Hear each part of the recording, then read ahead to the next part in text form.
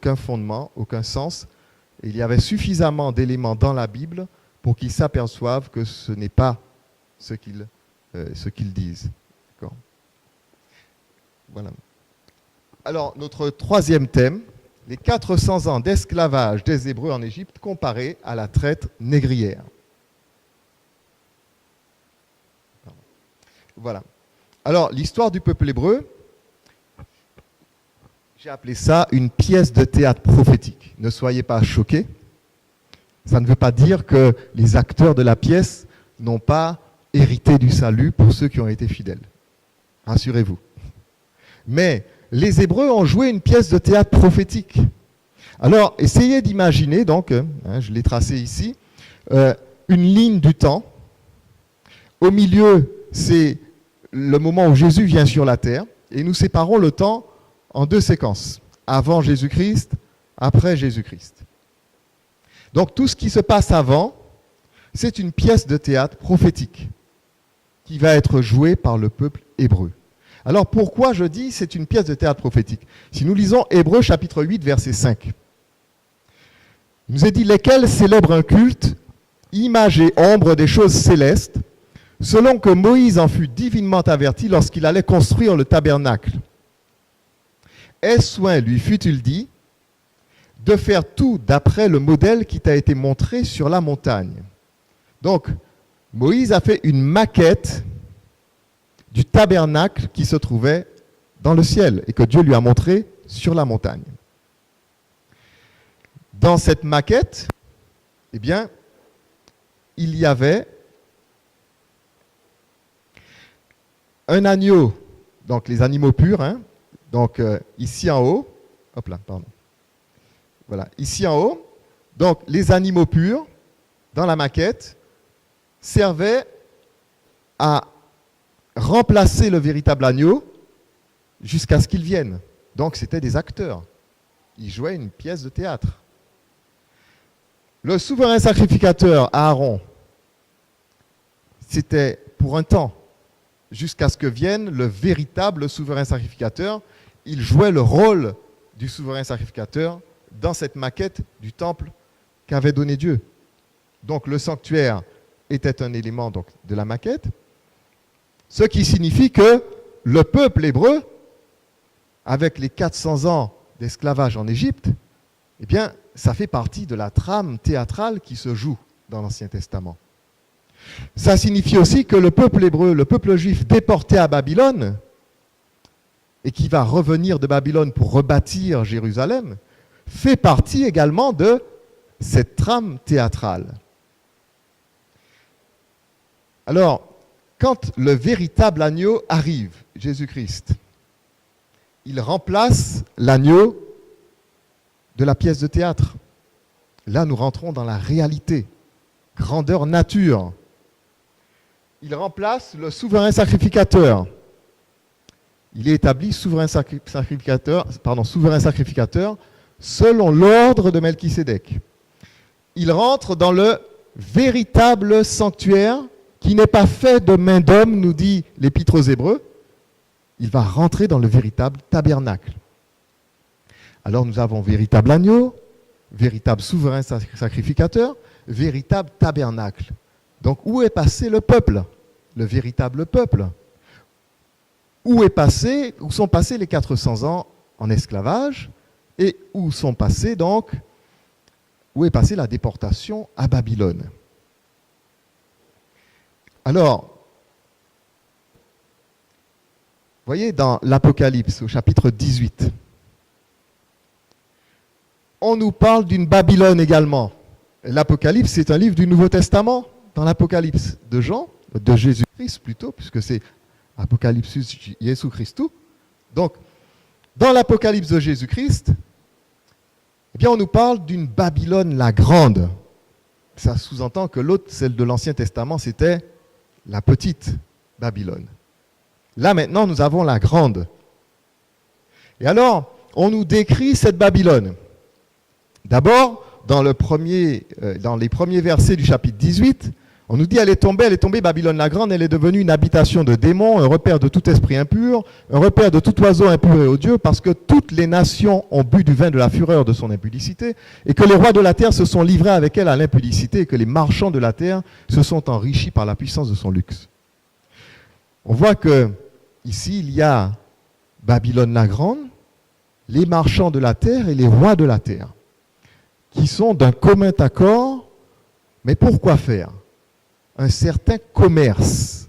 Le chapitre 18 continue en nous parlant du commerce de Babylone. Parce que personne n'achète plus leur cargaison d'or, d'argent, de pierres précieuses, de perles, de fin lin, de pourpre, de soie, d'écarlate, de toute espèce de bois de senteur, de toute espèce d'objet d'ivoire, de toute espèce d'objet en bois très précieux, en airain, en fer, en marbre, cinnamome, d'aromates, de parfums, de myrrhe, d'encens, de vin, d'huile, de farine, de blé, de bœufs, de brebis, de chevaux, de chars, de corps et d'âme d'hommes. Mais la dernière fois que j'ai vu un tel mélange, c'était dans le Code noir. On disait que les esclaves, les noirs, qui étaient dans les cales des navires, c'était des biens meubles, c'est-à-dire des marchandises. Et vous voyez, dans l'Apocalypse, au chapitre 18, il est dit que Babylone, elle est dans un certain commerce dans lequel elle vend toutes sortes de choses et même des êtres humains. Elle vend des êtres humains. Un peu plus loin dans le même chapitre 18, « Malheur, malheur, la grande ville où se sont enrichis par son opulence tous ceux qui ont des navires sur la mer. » N'oublions pas que ce texte est un texte de l'ère chrétienne. Nous sommes après l'an 0, la naissance de Jésus-Christ, et nous sommes dans l'ère chrétienne. Durant l'ère chrétienne, historiquement, quelles sont les nations qui se sont le plus enrichies grâce aux navires marchands, si ce ne sont celles du commerce triangulaire? Alors ce commerce, où il partait des navires, alors des navires qui partaient de plusieurs ports, de plusieurs pays. Pour la France, on compte Nantes, La Rochelle, Marseille, Bordeaux, Le Havre. Vous imaginez la quantité de ports et puis la quantité de navires qui partaient dans ce trafic. Et puis on va compter Lisbonne pour le Portugal, on va compter Liverpool, on va compter pour la Hollande aussi des ports, etc. Donc tous ces pays-là, l'Espagne, le Portugal, la Hollande, la France, etc., bon, sont des pays qui font du trafic d'esclaves. Des centaines de bateaux partent de ces ports. Vous savez, à l'époque, il n'y a pas la météo. On fait avec l'approximation. Ils partent de leur port, ils vont en Afrique. Ils vont prendre des esclaves qu'ils vont vendre aux États-Unis et dans les Antilles. Ils vont récupérer le travail de ces esclaves pour le revendre en Europe. Et ainsi de suite, sans finir. Donc ces 3 points, on les a appelés le commerce triangulaire. Essayez d'imaginer que sur cette mer, pendant plusieurs siècles, il y a eu une ronde de bateaux, de navires marchands, négriers, qui a considérablement enrichi l'Europe et les États-Unis pendant plusieurs siècles et qui en a fait les plus grandes puissances mondiales aujourd'hui. L'Apocalypse, au chapitre 18, dans le même texte, nous parle d'un trafic d'hommes dans les marchandises et d'un trafic des navires marchands opulents par lequel la grande ville Babylone a enrichi tous ceux qui ont des navires sur la mer. Le dernier verset de ce chapitre 18 est parce qu'on a trouvé chez elle le sang des prophètes et des saints et de tous ceux qui ont été égorgés sur la terre. On a trouvé le sang des saints, des prophètes et de tous ceux qui ont été égorgés sur la terre. Alors, si nous prenons le sang des saints et des prophètes, lorsque Jésus est venu sur terre, qui régnait sur le monde? C'était bien Rome. C'est une nation occidentale. Et c'est bien Rome qui a crucifié le Messie par l'intermédiaire de Pilate, qui a mis à mort ses disciples, qui a coupé la tête de Jean-Baptiste. On a trouvé chez elle le sang des saints, le sang des prophètes. Et de tous ceux qui ont été égorgés sur la terre. Essayez d'imaginer ce qu'a été l'ère chrétienne. Avec la colonisation du prétendu Nouveau Monde, donc qui pour eux étaient des terres vierges, donc qui n'appartiennent à personne et qu'ils pouvaient peupler à leur guise, sauf que quand ils ont rencontré les gens, ils les ont fait disparaître pour pouvoir dire que ça n'appartient à personne. Et puis ensuite, il y a eu l'abolition de l'esclavage, donc il y a eu l'esclavage, la traite et tout ça, l'abolition de l'esclavage, donc du sang versé pendant 4 siècles. Et quand on a aboli l'esclavage, ça ne suffisait pas. On a lancé la colonisation de l'Afrique principalement, et puis ensuite donc du Vietnam. Donc, vous voyez, tous les pays du monde y sont passés, à part les pays arabes. Dire que ils faisaient le même trafic, hein, les Arabes et les Occidentaux. Donc, on a eu l'Inde, la Chine, le Vietnam, l'Australie, la Grande Afrique, l'Amérique, qui ont été colonisés. Presque le monde entier a été colonisé par l'Occident chrétien, en versant du sang pour pouvoir prendre possession des pays. Et puis quand il a fallu rendre aux gens leurs affaires, leur pays, il a fallu verser encore du sang. C'était pas facile. La guerre d'Algérie, la guerre du Vietnam, et puis etc. Donc chaque fois, il y a eu les guerres de colonisation et puis les guerres de décolonisation. Je crois que l'ère chrétienne est très claire. L'histoire de l'ère chrétienne montre bien que nous avons ici, dans ce chapitre 18 de l'Apocalypse, un portrait fidèle de l'Occident chrétien à travers la traite négrière, à travers le commerce triangulaire et à travers les génocides de la colonisation. Donc, Babylone la Grande, nous l'avons aussi. Mais cette fois-ci, c'est la vraie. Elle est universelle. Ce n'est pas la petite de l'Ancien Testament qui a déporté les Hébreux et qui les a libérés au bout de 70 ans. Alors, vous allez me dire, oui, mais où est l'esclavage dans tout ça? Vous savez, il est dit là, les Hébreux, ce sont les Juifs selon la chair. Ça, c'est la Bible qui le dit. Et les 144 000, les Juifs selon l'esprit. Le Juif, ce n'est pas celui qui en a les dehors. Et la circoncision, ce n'est pas celle qui est visible dans la chair. Mais le Juif, c'est celui qui l'est intérieurement. Et la circoncision, c'est celle du cœur, selon l'esprit et non selon la lettre. La louange de ce Juif ne vient pas des hommes, mais de Dieu. Car tous ceux qui descendent d'Israël ne sont pas Israël. C'est-à-dire que ce ne sont pas les enfants de la chair qui sont enfants de Dieu, mais que ce sont les enfants de la promesse qui sont regardés comme la postérité. Donc il y a un peuple juif de la promesse, un peuple hébreu de la promesse, un peuple des 12 tribus de la promesse. Nous avons dit que les 12 tribus dans l'Ancien Testament jouaient un rôle. Donc ce n'étaient pas les vraies 12 tribus. Elles participent. Nous avons dit que ceux qui ont joué le rôle, ils ont part au salut. Le roi David, il jouait le rôle de Christ sur son trône. Mais c'est Christ qui est sur le trône. D'accord? Alors, les 12 tribus représentent quoi? Elles représentent un peuple mis en esclavage pendant 400 ans. Avant même que ce peuple ne soit né, Dieu dit à Abraham, sache que tes descendants seront esclaves en Égypte et qui y resteront 400 ans. Et je les en ferai sortir, etc. Donc, ces 12 tribus sont symboliques dès le départ. Dès l'Ancien Testament, elles jouent un rôle.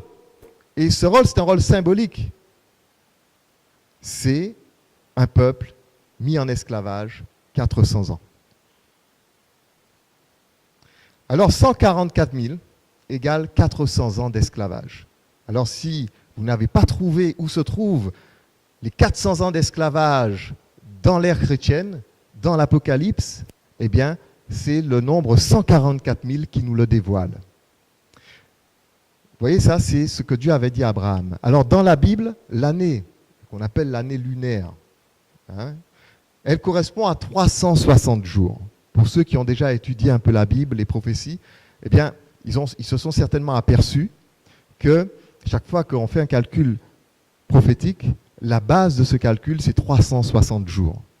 Chez les Hébreux, on compte 360 jours pour une année, et puis on va ajouter le Véadar qui sera un mois supplémentaire pour rattraper les décalages entre les années.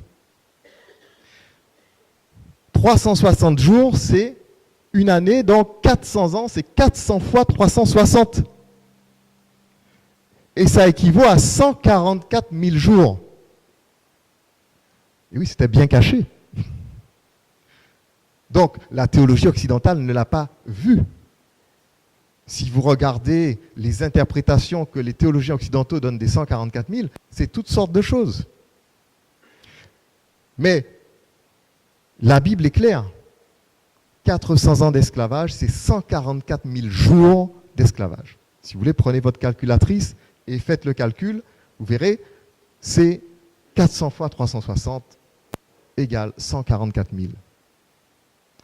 Alors, la Nouvelle Jérusalem, dans la Bible, vous voyez, elle est mise en opposition à Babylone la Grande. En fait, si vous étudiez le livre de l'Apocalypse, vous verrez que ce livre, il présente l'histoire de deux femmes, donc une qui est l'épouse et l'autre qui est une prostituée, de deux villes, la Nouvelle Jérusalem et Babylone la Grande, et de deux églises, Philadelphie, qui veut dire amour fraternel. Et vous voyez, quand vous lisez la lettre à Philadelphie, eh bien, à la fin de cette lettre, vous voyez marqué « Celui qui vaincra, je ferai de lui une colonne dans le temple de mon Dieu, il n'en sortira plus. J'écrirai sur lui le nom de mon Dieu, le nom de la ville de mon Dieu, de la Nouvelle Jérusalem qui descend auprès de mon Dieu, et mon nom nouveau. » Donc, Philadelphie représente cette Nouvelle Jérusalem. Et puis, Laodicée, à côté, la 7e église, Laos, qui veut dire peuple en grec, et Dicée, bon, qui vient de Dikaiosune, qui veut dire justice. Donc, peuple en justice, c'est un peuple en justice, peuple en jugement. Eh bien, Laodicée, c'est Babylone la Grande.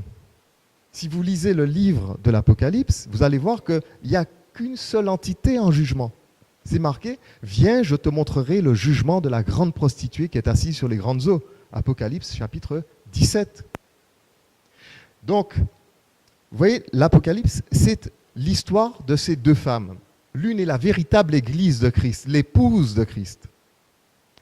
L'autre représente toutes les églises usurpatrices qui ont usurpé un titre.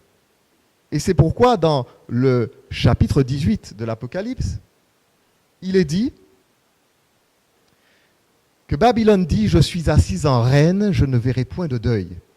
Mais qu'à cause de cela, ces fléaux arriveront en un seul jour. Vous voyez ? Alors, cette nouvelle Jérusalem, elle nous est représentée dans la Bible par un cube. Alors, puis un des 7 anges qui tenait les 7 coupes, remplis des 7 derniers fléaux, vint et m'adressa la parole en disant « Viens, je te montrerai l'épouse, la femme de l'agneau. » Donc, il lui montre la nouvelle Jérusalem, et au verset 11, il dit « Son éclat était semblable à celle d'une pierre très précieuse, d'une pierre de jaspe, transparente comme du cristal. » Là encore, cette nouvelle Jérusalem est présentée comme une femme noire. Exactement comme nous avons vu pour celui qui est assis sur le trône et qui a l'aspect d'une pierre de jaspe. C'est pour ça que je lui ai mis cette couleur. Ensuite, il nous est dit, un peu plus bas, au verset 16, « La ville avait la forme d'un carré. Sa longueur était égale à sa largeur. Il mesura la ville avec un roseau et trouva 12 000 stades. La longueur, la largeur, la hauteur en étaient égales. 12 arêtes, un cube à 12 arêtes, 12 arêtes de 12 000 stades, ce qui fait 144 000. La Nouvelle Jérusalem représente ici la véritable épouse de Christ, la véritable Église qui est qualifiée d'épouse de Christ dans la Bible. Et cette Nouvelle Jérusalem, eh bien, elle est présentée comme une femme noire et elle est présentée avec des dimensions qui représentent 400 ans d'esclavage. C'est un peuple, c'est-à-dire c'est le peuple des 400 ans d'esclavage. Quand vous lisez l'Apocalypse de Jésus-Christ au chapitre 7, au chapitre 7, on vous dit un ange qui sort, il tient le sceau du Dieu vivant dans la main. Il monte du côté du soleil levant, l'étoile du matin. La Bible dit que Jésus-Christ, c'est l'étoile brillante du matin dans l'Apocalypse. Et cet ange, eh bien, il met le sceau sur le front des 144 000. 12 000 de toutes les tribus des fils d'Israël. Quand on entend tribu des fils d'Israël, on doit entendre tribu réduite à l'esclavage 400 ans. C'est le rôle qu'elles ont joué dans l'Ancien Testament, dans la trame prophétique de l'Ancien Testament, mais qui a sa réalité dans une période d'esclavage beaucoup plus dure et à plus vaste échelle durant l'ère chrétienne.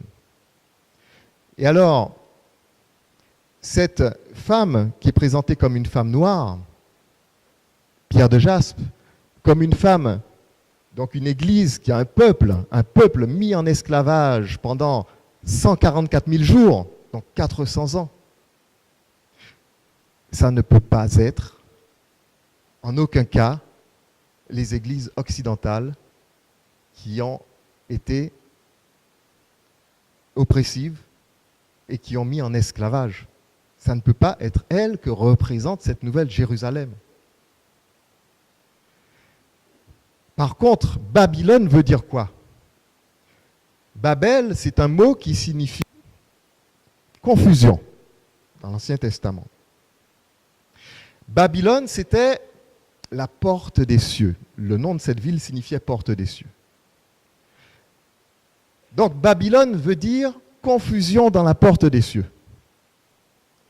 C'est tout simplement une image des églises occidentales. Il est dit Babylone la grande, la mère des prostituées. Donc il y en a une qui est principale, donc qui est arrivée avant les autres, et les autres sont sortis d'elle. C'est l'histoire de l'église catholique romaine et des églises protestantes sorties de son sein.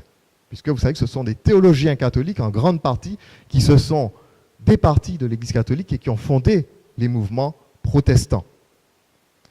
Donc Babylone représente justement ces églises occidentales qui se sont accoquinées avec les marchands de la terre et les rois de la terre. Donc on parle de prostitution, vous voyez, elle est désignée comme une prostituée. Vous voyez, dans l'Apocalypse, l'épouse est restée fidèle, elle ne s'est pas prostituée, elle est restée fidèle à son époux. L'époux, c'est Christ.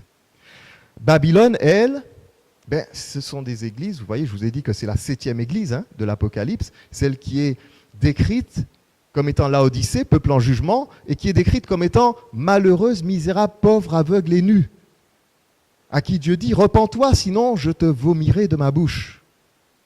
Il n'est pas dit qu'elle est malvoyante, il est dit aveugle, nue. Si vous lisez les paraboles de Jésus, vous allez voir que être nu ou porter un vêtement étranger ou un vêtement de prostituée, eh bien, c'est ne pas avoir la justice de Christ comme vêtement. L'épouse, au chapitre 19 de l'Apocalypse, l'épouse, il est dit « Réjouissez-vous car les noces de l'agneau sont venues, son épouse s'est préparée, il lui a été donné de se revêtir d'un fin lin éclatant pur, car le fin lin, ce sont les justifications des saints. » Donc vous comprenez bien que cette Babylone, elle représente des églises chrétiennes, mais qui ne sont pas revêtues de la justice de Christ. Alors, cette nouvelle Jérusalem, l'épouse de Christ, en tout cas dans la Bible, moi je vous parle de la théologie qui se trouve dans la Bible, eh bien, dans la Bible, toutes les grandes figures de Christ qui se trouvent dans l'Ancien Testament ont eu des épouses noires. là encore,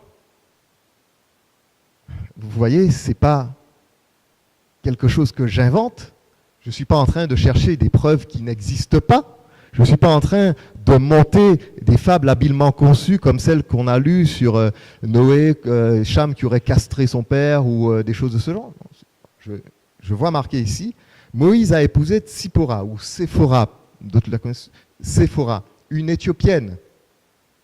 Vous voyez, dans Nombre 11, eh bien, on voit bien que Myriam se moque de la femme de Moïse parce qu'elle est éthiopienne.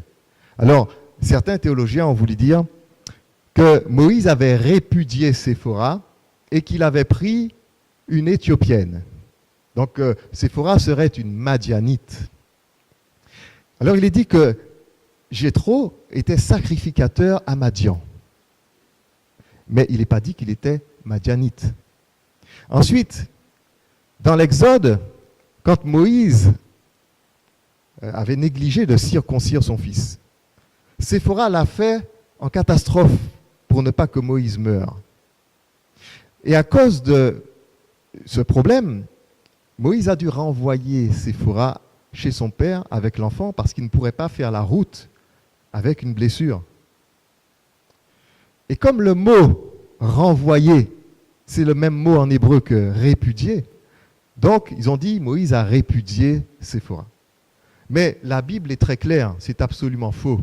Pourquoi ? Parce que quand Moïse est sorti d'Égypte avec le peuple hébreu, il est dit que le beau-père de Moïse, Jéthro, a ramené Séphora à son époux, avec ses enfants, et à plusieurs reprises, vous allez le lire dans Nombre, à plusieurs reprises, eh bien, Jéthro est appelé le beau-père de Moïse. À plusieurs reprises. Et c'est Jéthro qui va conseiller, puisqu'il était souverain sacrificateur, Jéthro.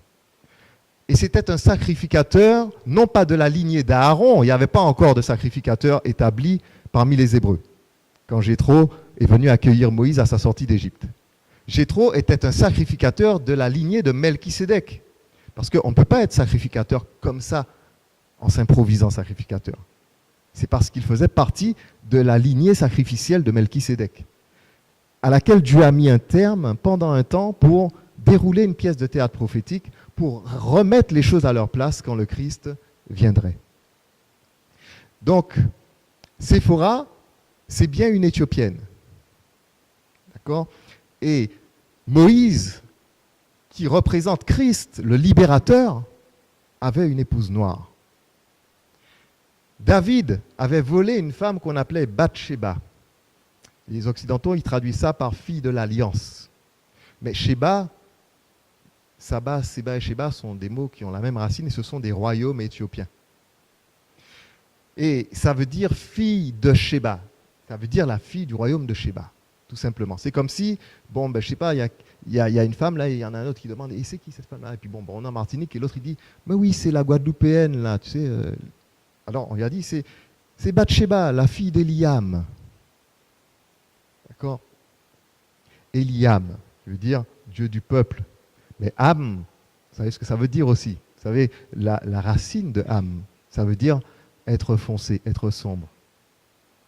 Donc, Eliam, ça veut dire Dieu noir, en hébreu.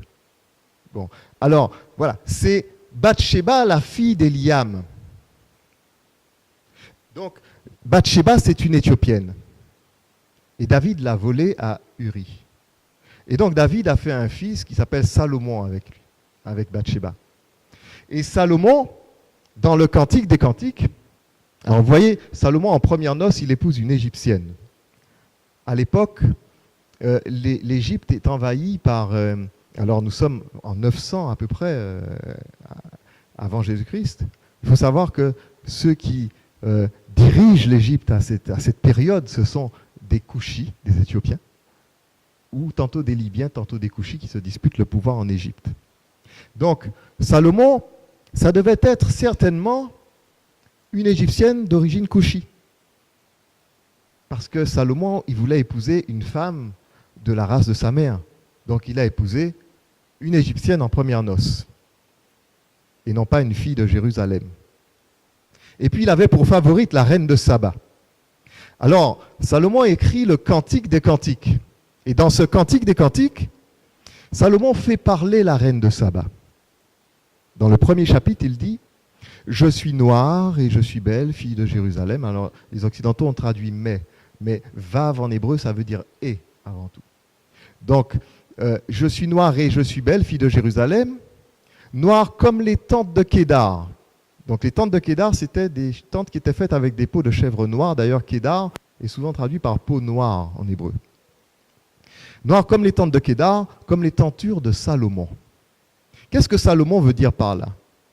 Dans le langage symbolique, chez les Hébreux de longue date, on sait que la tente d'assignation, le temple et tout ça, ça représente le corps. C'est ce que nous dit aussi l'Épître aux Corinthiens dans le Nouveau Testament. Ne savez-vous pas que vous êtes le temple de Dieu? D'accord? Donc la tente. Donc, Paul dit également, j'aimerais mieux quitter cette tente et me retrouver auprès du Seigneur, dans un verset de la Bible. Donc Salomon, il emploie une métaphore qui veut dire noir comme les tentes de Kédar, donc les tentes de peau noire, comme les tentures de Salomon. Ça veut dire noir comme le corps de Salomon. Noir comme Salomon. Salomon, en fait, compare la reine de Saba à lui-même. Et remarquez bien une chose. Dans son discours, il dit « Ne me méprisez pas ». Il s'adresse aux filles de Jérusalem. Hein. Je suis noire et je suis belle, fille de Jérusalem, noire comme les tentes de Kédar, comme les tentures de Salomon. Ne me méprisez pas parce que je suis noire, parce que le soleil m'a regardé. Alors Darby, il a très bien traduit. Il a eu de l'inspiration pour traduire là. Parce que Shazaf en hébreu veut dire brûler, mais ça veut dire aussi regarder. Frapper la vue, jeter le regard sur quelqu'un. Le soleil est mis pour Dieu. Vous voyez, Jésus est appelé l'étoile brillante du matin dans la Bible. Donc ça veut dire parce que le roi m'a choisi. Ne me méprisez pas parce que le roi m'a choisi. Donc, qu'est-ce que raconte le Cantique des Cantiques? C'est l'histoire d'un roi qui sort pour choisir une femme parmi les filles de Jérusalem. À la grande déception de ces dernières, il choisit une femme noire, notez bien, une femme noire, brûlée par le soleil, et attention, mise en esclavage par ses frères. Et oui, le Cantique des Cantiques poursuit en disant « Les fils de ma mère se sont irrités contre moi.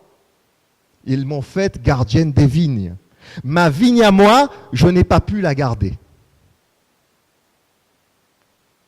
Donc vous voyez, le roi choisit une femme noire qui a été mise en esclavage par ses frères. Eh bien, c'est l'histoire que nous retrouvons dans l'Apocalypse. La nouvelle Jérusalem, c'est une femme noire. C'est un peuple qui a été mis en esclavage 144 000 jours. Ce peuple, dans l'ère chrétienne, vous savez, durant l'ère chrétienne, eh bien, ce peuple existe. Cette Église existe. Elle existe. Ce ne sont pas les églises occidentales. Je le dis clairement. Catholiques, protestantes, évangéliques, témoins, adventistes, mormons, tout ce que vous voulez. Ce ne sont pas les églises occidentales qui ont toutes participé à la traite négrière, au commerce qui a du travail des esclaves et à la torture de ces esclaves. Vous savez, Martin Luther King, quand il était en prison à Birmingham et qu'il a écrit une lettre pour dire aux pasteurs blancs et aux juifs, aux rabbins juifs, venez m'aider là à lutter contre la ségrégation, venez marcher avec moi dans la rue. Ils ont répondu à Martin Luther King qu'il jette le trouble en Amérique. Martin Luther King a repris la plume et il leur a écrit en leur disant « Je me demande quel genre de christianisme vous pratiquez là. » À la suite de ça, il y a 1 ou 2 pasteurs blancs qui sont venus défiler avec Martin Luther King. Il y en a même un qui est mort, 1 ou 2, je ne sais plus. Mais vous savez, ça fait partie du prix à payer. Hein. Beaucoup de Noirs avaient déjà laissé leur vie dans ces manifestations contre la ségrégation. Une ségrégation qui interdisait aux Noirs de s'asseoir dans les mêmes places de bus que les Blancs, d'aller dans les mêmes cafés, d'aller dans les églises blanches. Le protestantisme américain. Où est l'amour du prochain? Où est la mission du chrétien? Tu aimeras ton prochain comme toi-même. Est-ce qu'on la voit dans l'esclavage? Est-ce qu'on la voit dans le massacre des Amérindiens? Est-ce qu'on la voit dans la ségrégation? Est-ce qu'on la voit dans le néocolonialisme qui refuse réparation à ses victimes? Non, on entend jusqu'à présent qu'un déni de la dignité du noir, un déni de son identité, c'est un esclave affranchi. Ce n'est pas un être à part entière. Donc, nous voyons à travers, je dirais, ce message qu'on trouve dans la Bible, que toutes ces églises qui ont pignon sur rue, vous savez, Babylone, il est dit dans le chapitre 17 de l'Apocalypse, la grande prostituée qui est assise sur les grandes eaux. Et les grandes eaux sont décrites comme étant les foules, les peuples, les nations, les langues. Ça veut dire que ce sont des églises qui sont remplies, qui sont bondées de monde. Tout le monde y croit. Tout le monde y va. Pourquoi? Parce qu'elles étaient là avant. Parce que c'est Saint Pierre qui aurait posé l'église à Rome. Alors, lisez l'épître de Pierre. Je crois que c'est dans la seconde. Pierre était prisonnier à Rome. Je dis bien prisonnier. Il n'était pas allé fonder une église à Rome. On l'avait déporté de Jérusalem à Rome pour le mettre en prison. Pierre écrit une lettre de sa prison. Et vous savez comment il termine sa lettre? L'église des élus qui est à Babylone vous salue. Voilà comment il appelle Rome dans sa lettre. Il dit l'église des élus qui est à Babylone vous salue. Et pour lui, ça veut dire beaucoup de choses. N'oubliez pas que ce sont des hommes qui connaissent l'histoire de leur peuple. Ils savent que leur peuple a été déporté à Babylone. Et là, Pierre se sent comme un déporté à Rome. L'église des élus qui est à Babylone vous salue. Donc, depuis ce temps-là, Rome était déjà qualifiée de Babylone. Après cela, quand les barbares ont éradiqué le pouvoir romain, qui a hérité du trône de Rome? C'est la papauté. Et c'est elle qui a dominé sur tous les peuples d'Europe. Alors, ce que nous voulons dire là, c'est qu'il existe vraiment une église des 144 000. Et elle n'existe pas d'aujourd'hui, elle existait déjà pendant l'esclavage. Vous avez des esclaves qui ont chanté Go Down Moses. Vous connaissez ce chant? When Israel was in Egypt land, let my people go. Oppressed so hard they could not stand, let my people go. Go down, Moses, way down in Egypt land, tell old Pharaoh, let my people go. Donc, vous voyez dans ce chant, les Noirs américains esclaves se considéraient comme le peuple de Dieu, esclaves en Égypte, et ils considéraient les colons comme les Égyptiens les tenant en esclavage. Donc ils étaient le peuple, pour eux ils étaient le peuple des 144 000. Les 144 000 jours d'esclavage, le peuple hébreu esclave. Mais ça c'était le vrai cette fois-ci, ce n'était pas celui de la pièce de théâtre. C'est là toute la différence. Ils chantaient aussi un chant, un gospel, by the rivers of Babylon. Et ce chant, il dit, sur les rives de Babylone, nous étions assis, tandis que nos vainqueurs nous demandaient de leur chanter des chants de Sion. C'est le psaume 137, je crois. Donc, on connaît ce chant que les Bonnier ont repris à l'époque. Ce chant dit exactement la même chose. Nous sommes déportés à Babylone. Et le peuple qui nous tient en déportation, c'est Babylone. La théologie des esclaves de l'époque était la bonne. Malheureusement, qu'est-ce qui s'est passé? Ces Noirs américains, eh bien, on les obligeait à s'affilier, à affilier leurs églises chrétiennes à des fédérations blanches, obligatoirement. Et puis, avec le temps, l'abolition de l'esclavage, tout ça, donc ils se sont un peu fondus dans la masse, ils ont perdu un peu de vue la théologie de leurs ancêtres. Et c'est celle que nous avons retrouvée. Et pour faire partie de ce peuple, eh bien, il faut être clair. Le chapitre 18 de l'Apocalypse dit, elle est tombée Babylone la grande, c'est-à-dire la confusion, le mensonge. Les ténèbres sont tombées pour que la lumière puisse briller. Sortez de Babylone, mon peuple, afin que vous ne participiez point à ces péchés et que vous n'ayez point de part à ces fléaux. Les 7 fléaux de l'Apocalypse sont réservés à Babylone.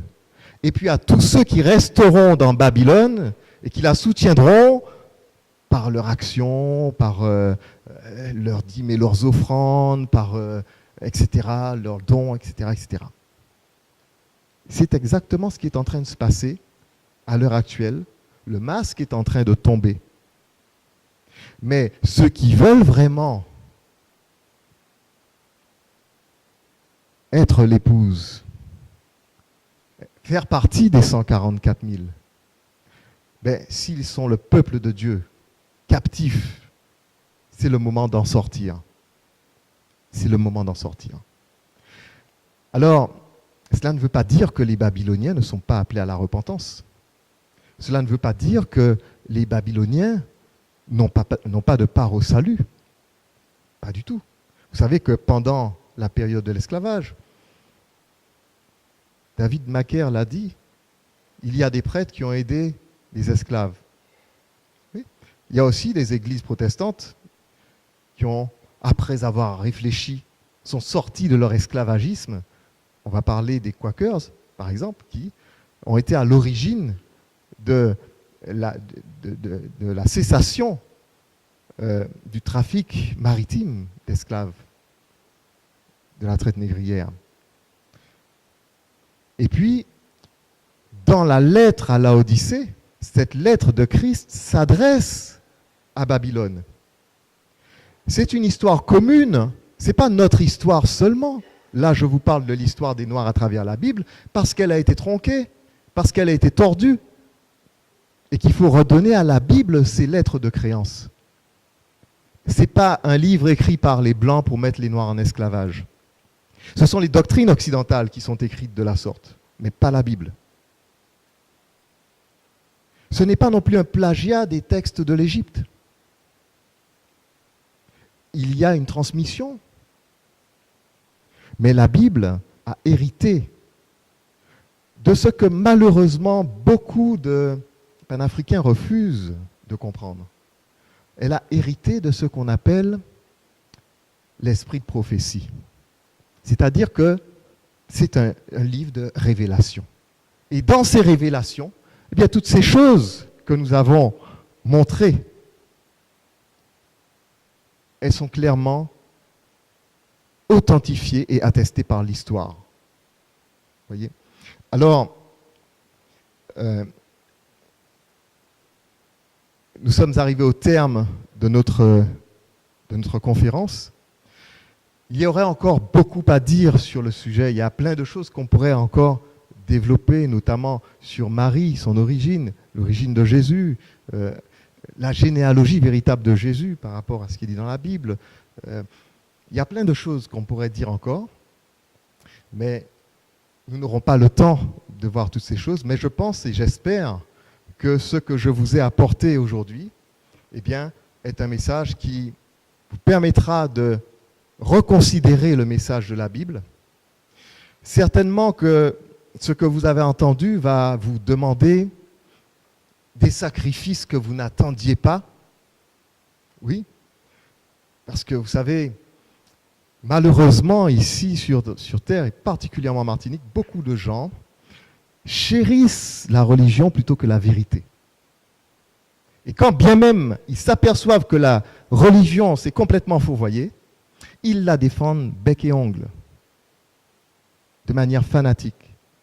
Alors, la Bible dit, vous connaîtrez la vérité et la vérité vous affranchira. D'accord ? Donc, il y a un message, sortez de Babylone, mon peuple. Et cette église des 144 000, que nos ancêtres avaient déjà commencé à fonder, eh bien, elle existe. Et c'est pour ça que nous vous donnons ce message ce matin. Vous savez, beaucoup de théologiens noirs, beaucoup de frères et sœurs noirs sont dans les églises de Babylone. La Bible dit qu'ils sont captifs à Babylone. Et c'est pourquoi Dieu dit, sortez de Babylone, mon peuple. Mais le peuple de Dieu, c'est plus large que ça. Pourquoi?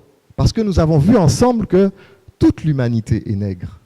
Vous voyez, les Anglais, ils ont du mal à reconnaître que leur ancêtre, c'était un noir. Mais s'ils finissent par comprendre que leur véritable identité est une identité noire également, et qu'ils n'ont aucune supériorité sur les Noirs, et que la dignité des Noirs est entière, parce que c'est la dignité même de leur Créateur, parce qu'ils sont à l'image de leur Créateur. Eh bien, eux, au lieu de faire ce que le peuple juif a fait quand Jésus était présent, vous savez, Jésus, c'était un sémito-éthiopien. On n'aura pas le temps d'expliquer ça, mais il était aux 2/3 éthiopien, 1/3 sémite. Donc il était bien noir. Les Juifs l'ont rejeté à cause de ça. Et Jésus leur dit, dans Jean chapitre 8, ils disent à Jésus, Abraham est notre père, nous avons Dieu pour père. Et Jésus leur répond, si Dieu était votre père, vous m'aimeriez. Maintenant, vous avez pour père le diable et vous voulez accomplir les désirs de votre père. Alors remarquez bien, un peuple qui avait été choisi, élu, qui devient en fait, par son attitude et ses choix, fils de Satan. Vous avez pour père le diable. Alors comprenez bien, le choix est libre pour tous ceux qui sont dans Babylone, d'en sortir pour être fils et filles de Dieu. Le choix est libre pour tous les Babyloniens, blancs, jaunes, rouges, comme vous voulez, de se départir de la confusion de Babylone, de reconnaître leur origine nègre, parce que Dieu, leur créateur, est nègre, et de faire partie des fils de Dieu. La Bible dit, les premiers seront les derniers. Et elle dit, Dieu prend les choses faibles du monde pour confondre les fortes, celles qui ne sont pas pour confondre celles qui sont. Et l'épreuve, elle est là. Qui va s'humilier pour prendre le bon chemin, pour prendre le chemin de la vérité? Amen. Je vous remercie de votre attention.